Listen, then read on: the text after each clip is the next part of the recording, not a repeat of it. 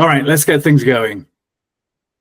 So hi everyone, and welcome to our webinar today, where we're going to aim to unlock the power of document accessibility. My name's Dave Jones. I'm VP of Marketing here at GrackleDocs, and I am genuinely excited to be here today. But before we dive in, let me ask you something. How many of you have spent time and money making your website accessible? And I'm sure the answer to that is an awful lot of you. But the follow-up question might actually make you feel a little bit uncomfortable.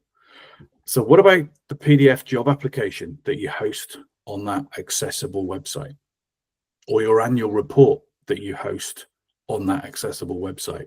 Or your product guides that you host on that accessible website? You get the gist. If you're feeling a little bit uneasy right now, you're probably not alone, to be honest. Most organizations invest heavily in web accessibility, but often overlook the documents that they share every single day. And that oversight is potentially excluding over 1 billion people worldwide from accessing your content. But don't worry, we're not here to judge today.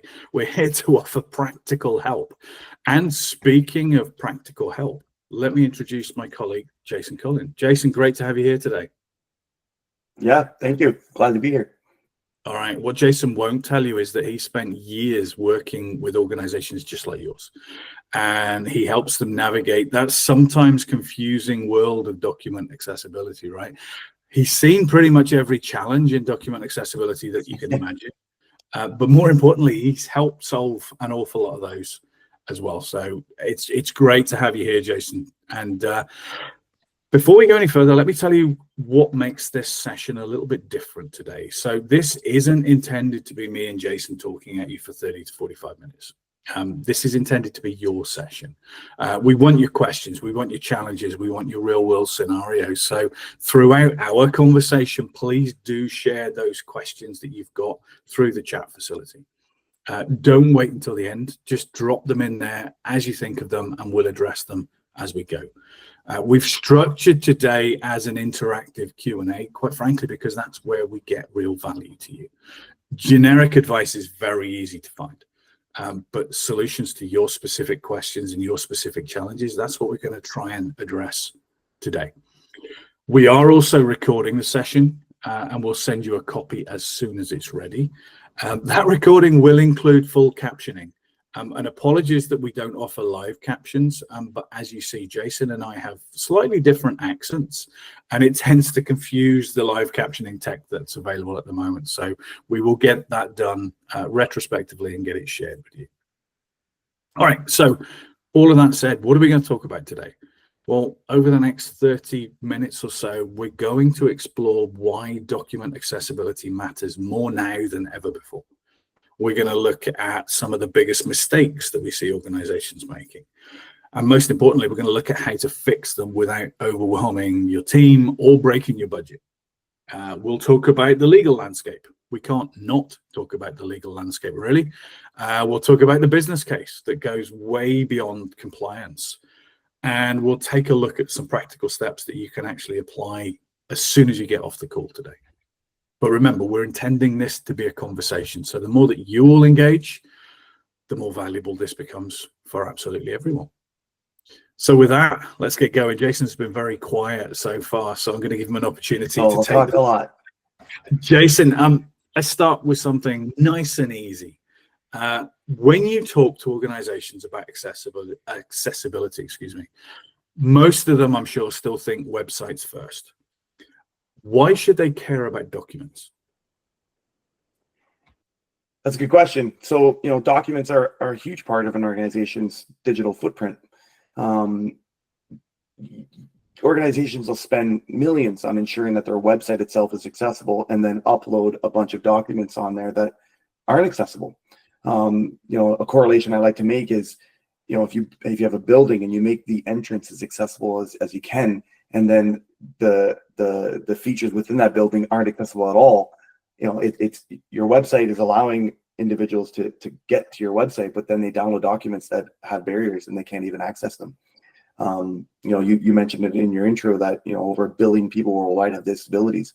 That's 15% of a potential audience that might be not able to interact with the content uploaded into your website. They can interact with the website, but they can't interact with the stuff that's in there. And that's a great analogy. You know, like you say, if you build the building, make it accessible on the outside, but not on the inside, it sort of defeats the purpose, right?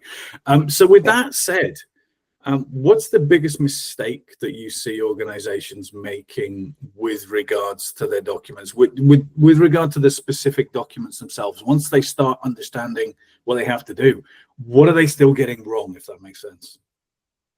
Well, I mean, getting it wrong is making them accessible, or uploading inaccessible documents on their website is the biggest part of that. But when speaking to clients, I always like to correlate, a reactive versus a proactive approach, where clients are treating their documents as a last minute fix, right? They're treating them as a we've got these documents, let's fix them now and then put them on our website, or upload them on our website first and then fix them after.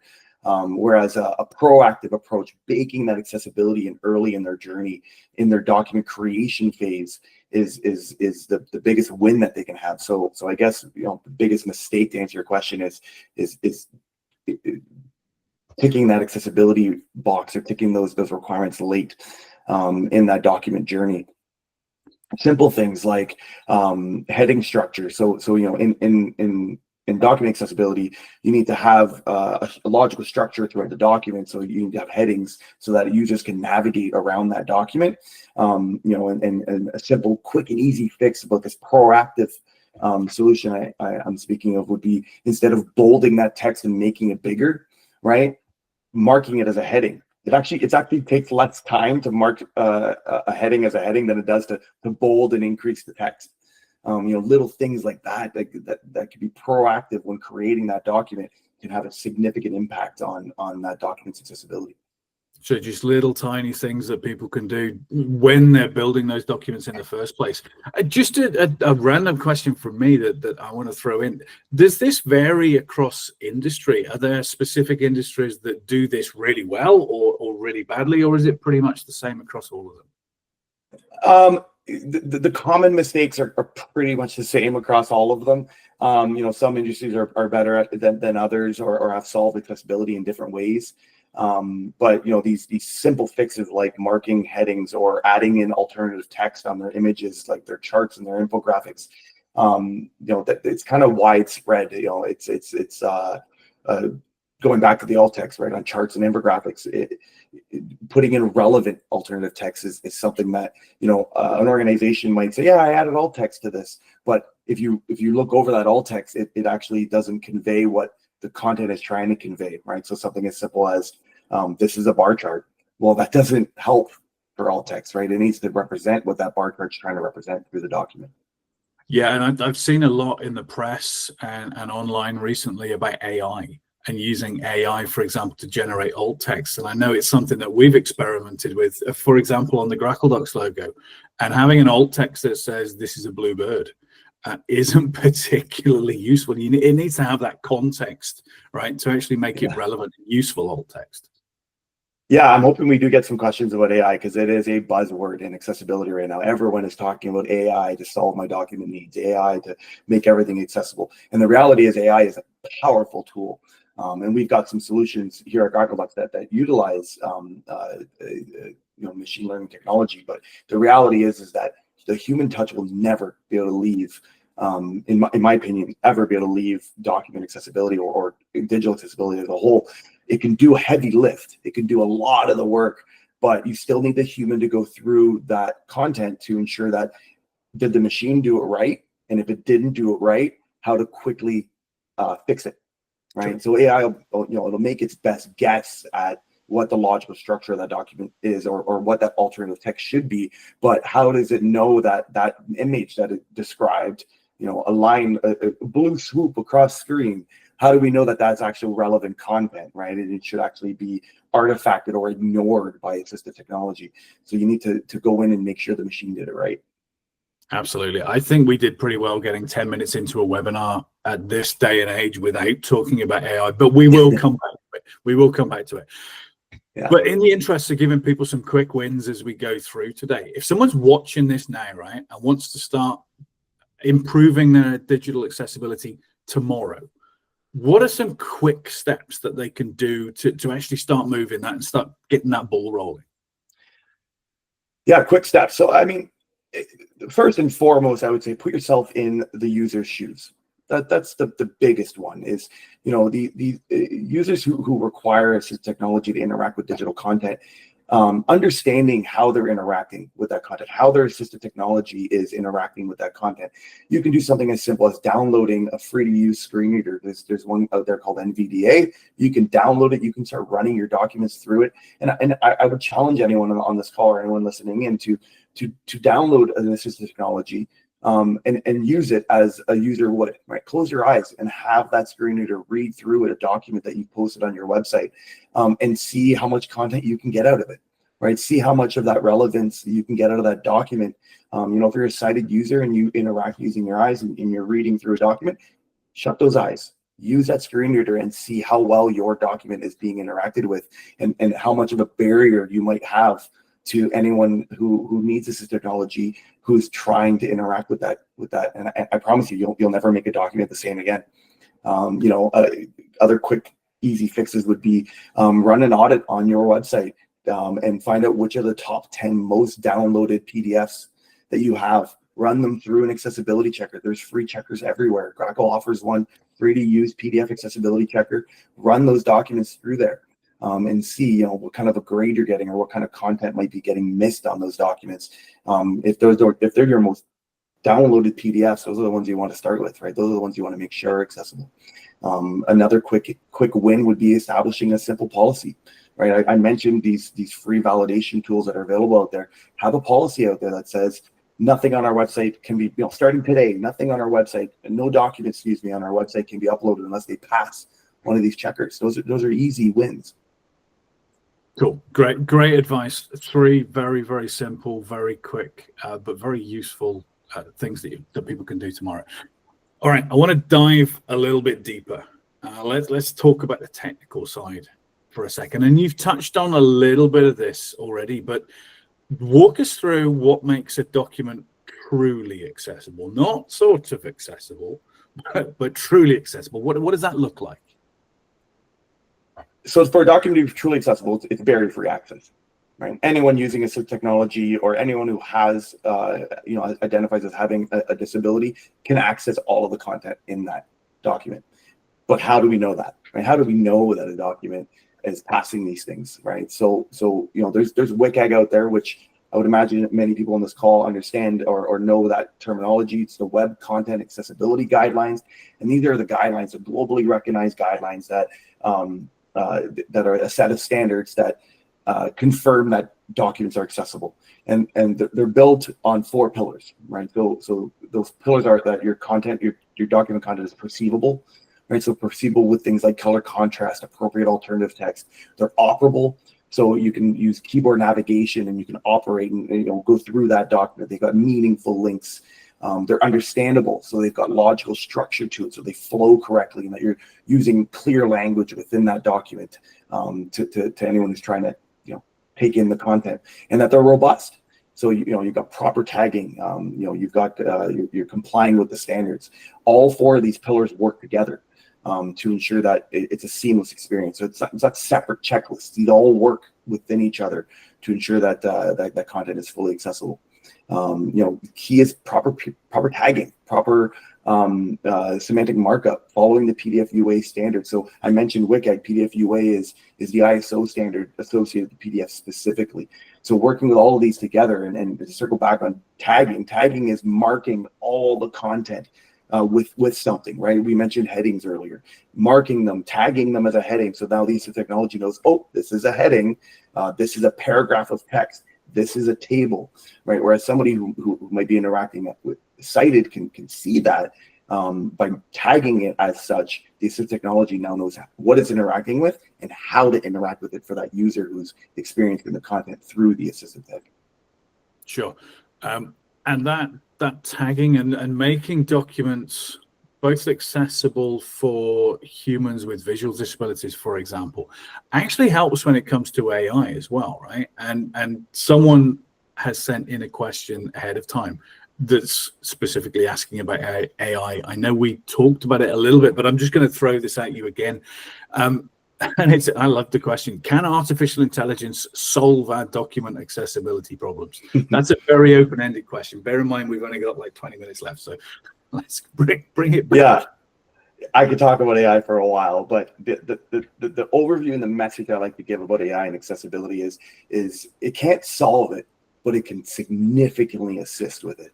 It can do that heavy lifting. So when I talked about tagging, essentially when you're tagging a document, you're adding in the data inside that document, headings, tables, structure, paragraph, alt text. You're adding those tags into it, so it's technology can now interact with that PDF or that document. And AI can do a lot of that heavy lift, and for lack of better words, make its best guess at tagging that document. And that can save a lot of time in the accessibility journey, but you still need to go back in and ensure it did it right. And if it didn't do it right, quickly fix it. So it can significantly reduce the time it takes to tag. So now somebody's not going through a completed document and tagging every single element. They're just confirming that the elements that were tagged by the AI or tagged by the auto tagger did it right. Like I mentioned earlier, right? A pie chart and rereading the alt text that the machine wrote to ensure that it's conveying the right. It's not just saying, pie chart with a blue and a yellow line or segment. It's saying pie chart with a 15% increase in quarterly sales and a 30% client retention, or, conveying the proper description of what you're trying to convey through that document. I read something a couple of weeks ago.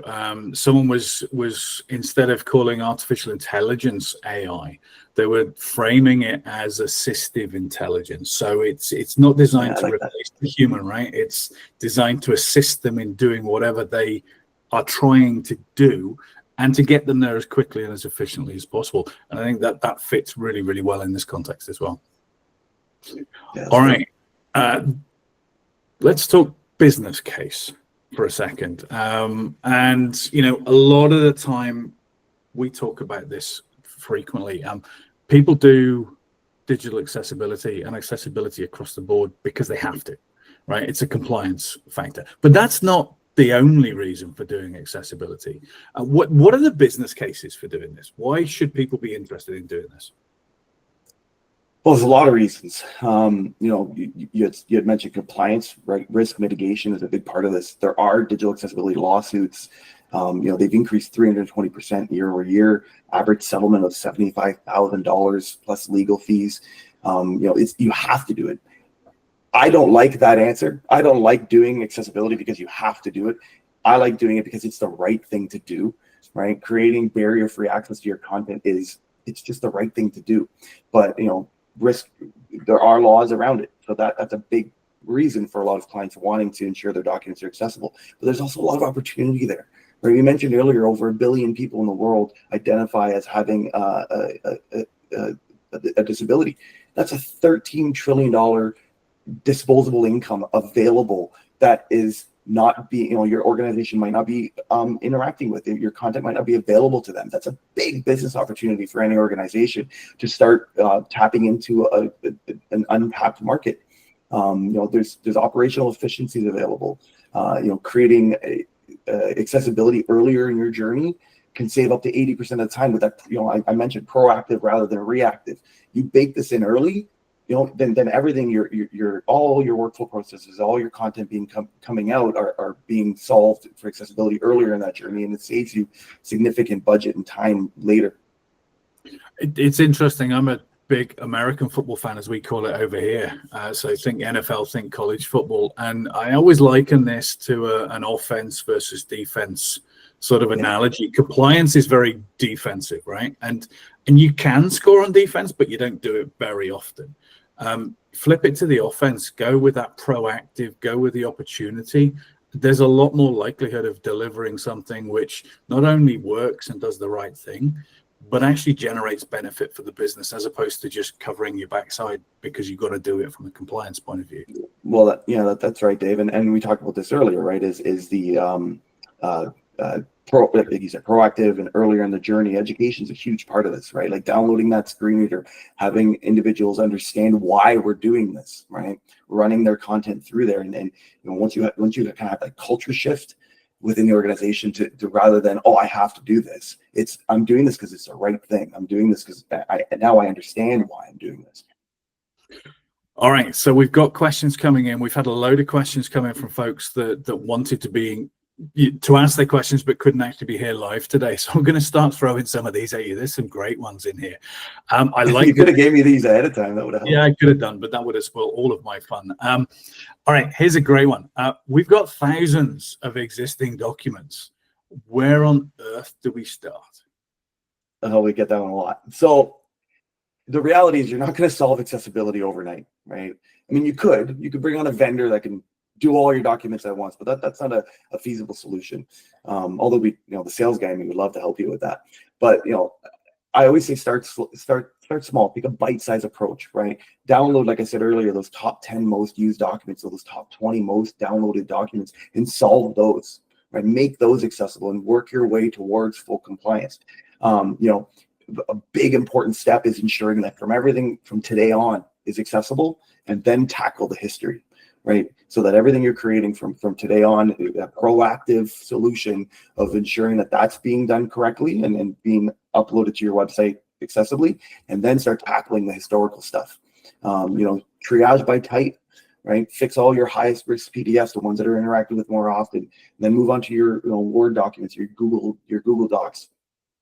Create a plan, right? Create a 12-month plan. Okay, we know we have 1,000 PDFs on our website. We're going to tackle these in the first 3 months, then these in the next 3 months, and these in the next 3 months, all the while implementing a plan to not continue adding to that pile, right? Everything new is good, and then you're starting to triage. You're starting to correct all the old stuff, or even purging, right? You can do an evaluation of all your content online, and if it's not relevant anymore, it doesn't need to be there anymore, you can purge that off of your website, right? While tackling the accessibility, the ones that you still need on this.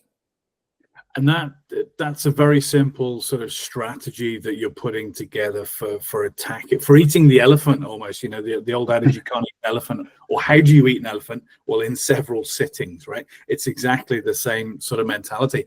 And it leads into the next question that we've got around how do you get buy-in from leadership, who often do just see this as another compliance thing that they have to deal with? Yeah, well, number one is always going to be education. Why are we doing this? Who are we helping? I always love those aha moments, when speaking to a client who finally it almost like clicks to what digital accessibility is. That aha, right? It's oh my God, my niece is hard of hearing, or my brother has a visual impairment, and then that's why we're doing this, so they can have barrier-free access. You can frame it as a business opportunity, right? Like we said earlier, 15% of them of a potential audience is available that you're not reaching to right now because your documents aren't accessible. There's numbers that back this up, right? Like I said earlier about those 10 PDFs. Download your top 10 most downloaded PDFs, make them accessible, re-upload them, and check the data afterwards to show, look at the increase in downloads we're getting, look at the increase in usage we're getting out of these, because now we're tapping into this market we were never tapping into before. Start small, right? Like I said, get those 10 done really quickly, and then show the results and say, okay, now let's scale this, right? We've shown that this proves with this small example, and scale upwards from there. Makes perfect sense. Well, you're going to love this next question. It's exactly the question that I asked when I started working in the accessibility space. We've talked standards, and we've talked about some of them already. What's the difference between WCAG, PDF UA, and all of these other standards? Yeah, there's a lot of standards to figure out there when it comes to digital accessibility, and it can be overwhelming at times. The breakdown I like to give is WCAG, so the Web Content Accessibility Guidance. That's the big one, right? That's the global standard that governs all digital accessibility. That's video calls, websites, documents, any kind of digital content is covered under WCAG. But within WCAG, there's subsets for specific digital content types. So for instance, WCAG, and under there is WCAG 2 ICT, which extends to documents specifically, and this call's focused on documents. So WCAG 2 ICT is the one you really want to drill into when you're looking at your documents specifically. I'll give you an example, right? Like WCAG as a whole, it's got things like videos in there, right? It's got standards associated to videos, which you don't got videos on your documents. So WCAG 2 ICT covers documents specifically, and one step even further is PDF UA. We mentioned this earlier in the call. That's the ISO standard specifically for PDFs. So it's a globally recognized standard. So they're all important in digital accessibility, but it's just as important to understand which of the standards you want to be following for the digital content specifically that you're creating and that you're wanting to validate against. All right, makes sense. Great answer. All right, another nice one for you. There's lots of different document types out there that we need to make accessible. You think PDFs, you think Word documents, you think Google spreadsheets, whatnot. And there are different tools, presumably, for making those accessible. Which tools do you recommend for those different document types? Yeah, similar to the AI question, we can go on for hours about this because there are so many document creation tools out there, and everyone uses different tools. But each of these tools have different options available for ensuring that the content within them is accessible. Not only ensuring it, but a lot of these tools also have different abilities to add tagging or add accessibility features within those documents. So depending on the tool that you use, there's different answers to this, but some of the key ones I always like to suggest is, the Microsoft Suite has an accessibility checker built into it, right? It can check, again, if you pass that, you might not be fully compliant. So it's always important to like we said, run it through a screen reader or check it in a separate validation tool. But there is a tool within there. You can use the Office accessibility checker. You can use GrackleDocs or another accessibility vendor, proven accessibility vendor out there that knows what they're talking about, that can check this stuff for you. PDFs, you've got the Adobe Acrobat Pro checker in there. Again, similar to the Microsoft, it won't guarantee compliance, but it's better than nothing. But then there's also tools like the GrackleDocs PDF UA validator, right? It's called the Grackle Go. There's other ones available out there. You can run your PDFs in, and they actually check for all of the PDF UA standards. Tools and checking documents, there's nothing better than user experience, right? Having someone who actually utilizes the technology to double check your work to make sure that not only can I interact with everything in that document, but am I enjoying that interaction, right? Am I enjoying how I'm getting into that document? I'm a sighted user, right? So I take in content with my vision, and a correlation I like to make with other sighted users is, if you're a marketing geek, right? You work hard on your marketing material, right? You create a flyer and it's pretty visually, and it's easy to navigate through and scroll around, and there's great colors and pictures. But technically, if you sent me that exact same content, black text on a white background, I would get the same information, but I wouldn't enjoy it as much, right? It's similar when you're double checking your work versus technology. Sure, you can convey all the content, but is it enjoyable to navigate through that content and to interact with it, right? And that's when we talk about compliance and user experience being, they need to be married together, because it's important that the users are enjoying how they're interacting with that content. Great answer. I'm not sure the next piece of content is something that people enjoy interacting with. We talked about company reports and financials and whatnot. How do you handle complex documents like financial reports that have got typically lots of tables, lots of charts, and a lot of financial information in there? The short answer is that everything can be made accessible, and everything can be made accessible and enjoyable by someone who utilizes this assistive technology. It's just, how do you do it? Education, learning how to properly tag and how to properly convey that content.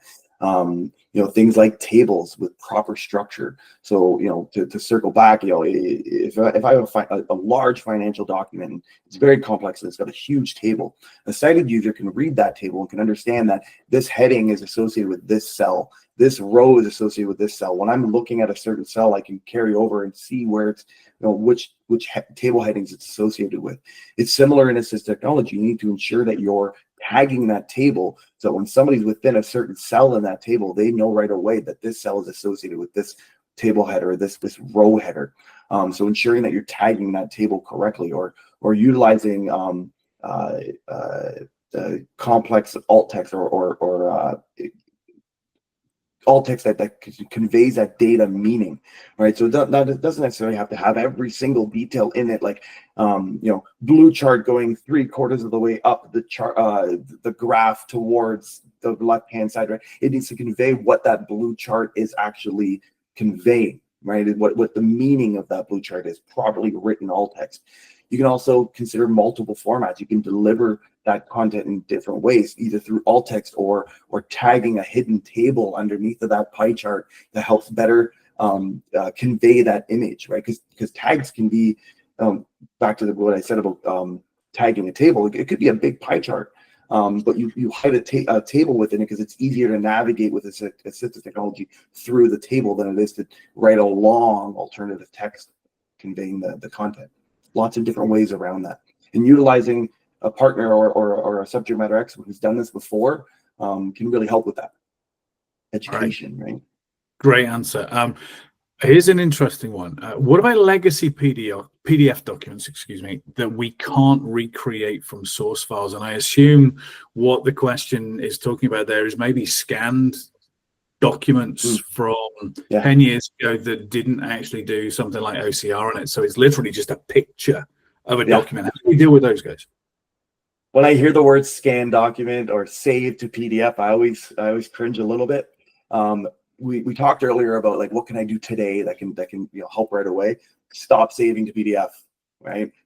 Mitigate scanning as much as you can, stop printing the PDF, save the PDF instead. But those legacy documents, if you can't get the original source file, there are tools out there that can help you with ensuring that it's tagged appropriately and that it's fully accessible. OCR, so OCR's gone a long way in the last couple of years. There's OCR technologies available to you that can actually take that scan image and add in as much of the tagging as it can, and then you can correct it using other tagging tools that can manipulate those tags. Grackle can help you with this.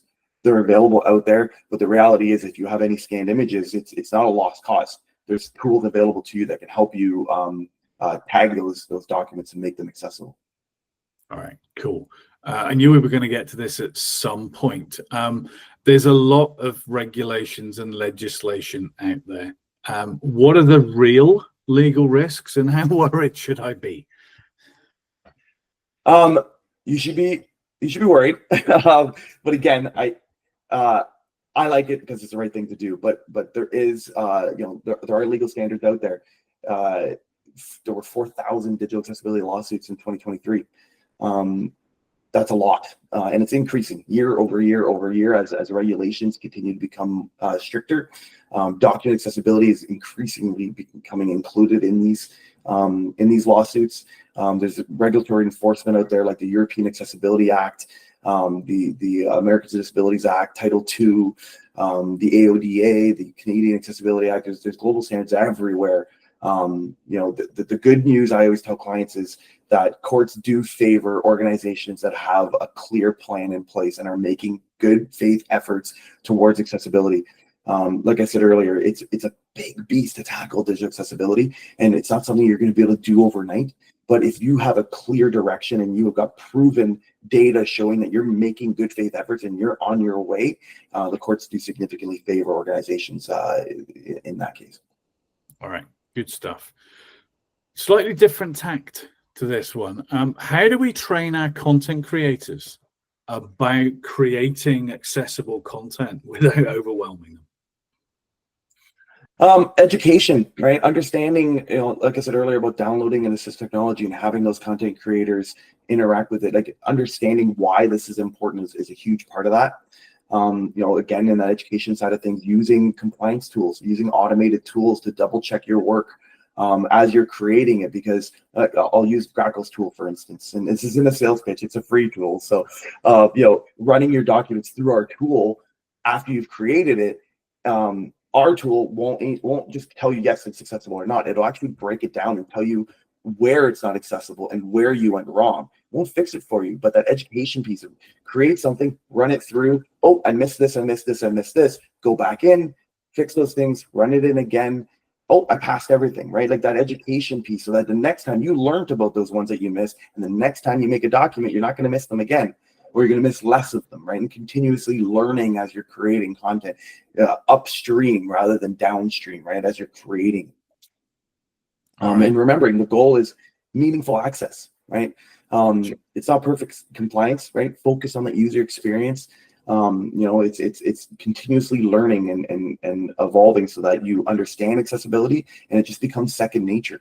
I used to, back to that bolding of text for headings. I used to do that. I was guilty of that. I would create a document. I would highlight the title. I would make it, 36 font, and I'd Control B and make it bold. Right? Simple things like that. Now I just mark it as a heading 1, and I've actually got it saved in my heading 1 to be the size and font and boldness I like, because you can pre-save these things in a lot of content or document creation tools. So now I just click heading 1 and it's already done. And that's, I learned that over time, and you add more and more of those quick little teachings, and at the end of the rope, you're creating things, documents that are accessible. Amazing. We've asked you, or I've asked you a lot of questions today. You must be getting exhausted. I've only got 2 left. Okay. And you could see them as very easy ones, or you could see them as very difficult questions. But I've saved the best till last, I think. So the first one, if everyone could do just one thing this week to improve document accessibility, what would it be? Nice, easy question, right? Educate yourselves. I got too many. I got like 5. If I had to search, if I had to really boil it down to one, I would say download assistive technology, run your documents through it, get an understanding of what you might be missing, or putting yourself in the shoes of a user who relies on that assistive technology. Like I said, NVDA, it's free to use. You can download it today and you can run some documents through it. I will give you a 1.5 answer on top of that as well, is familiarize yourself with a validation tool for your documents that is a proven validator that actually validates against standards. So things like the GrackleGo validation tool for PDFs, it's actually against PDF UA, following the Matterhorn protocol. Download a tool and just start running your stuff through it, and finding out where you might have some pitfalls. All right, that was one thing you should do. The ancillary question to that is, what's one thing that organizations should stop doing immediately from a digital accessibility point of view? Stop doing, I'll give 2 points. One, I mentioned it a few times. Mark your headings. Don't bold them and make them bigger. I mean, that's super easy. Another really easy one would be something like links. If you're creating a document and you're adding in a link into it, right? So, a link that leads to your annual report.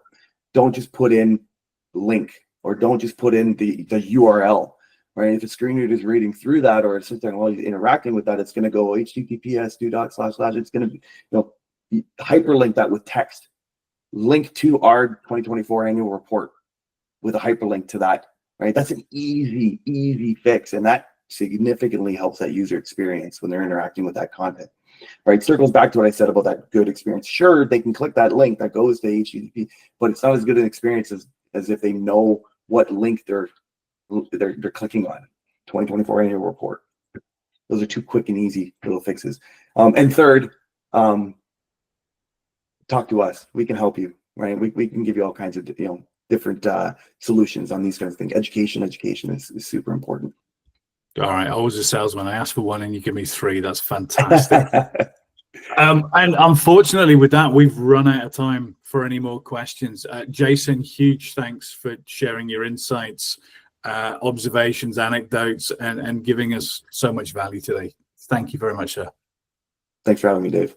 Not at all. And thank you to everyone who joined us live. Thank you to everyone that shared their questions ahead of time. And as I said, we will be sending out the recording of this with full captions very, very shortly.